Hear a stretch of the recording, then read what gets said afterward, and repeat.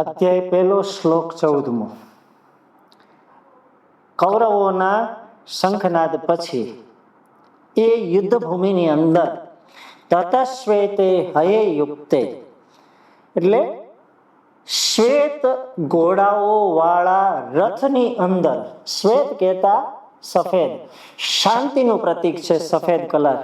આ શ્વેત ઘોડાઓ અને દિવ્ય રથ. કેવો રથ? કે અર્જુનને અગ્નિદેવે જે રથ ભેટ કરેલો, એ રથની અંદર એની લગામ કોના હાથમાં છે? તો કે માધવ, ભગવાન કૃષ્ણના હાથમાં જેની લગામ છે ને, એવો દિવ્ય રથની અંદર આરૂઢ થઈ અને એન્ટ્રી, અહીંયા જે આપણે એમ કહીએ ને કે પિક્ચરની અંદર કોઈ હીરોની એન્ટ્રી થાય ને, આ હીરોની એન્ટ્રીનો આ શ્લોક છે.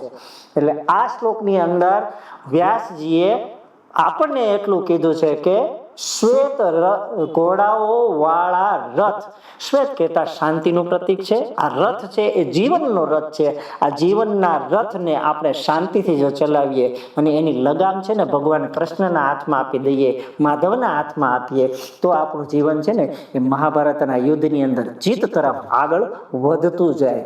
એટલે આ શ્લોકની અંદર ભગવાનની અને કૃષ્ણની અને અર્જુનની એન્ટ્રી આપણને અહીંયા વ્યાસજી દર્શાવે છે. ત્યારબાદ એમ કહે છે કે કૃષ્ણ અને અર્જુને બંનેએ પોતપોતાના શંખોને વગાડ્યા.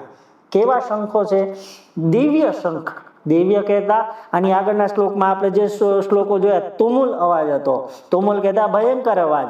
પણ અહીંયા શ્લોક છે એની અંદર દિવ્ય શંખ લખે છે.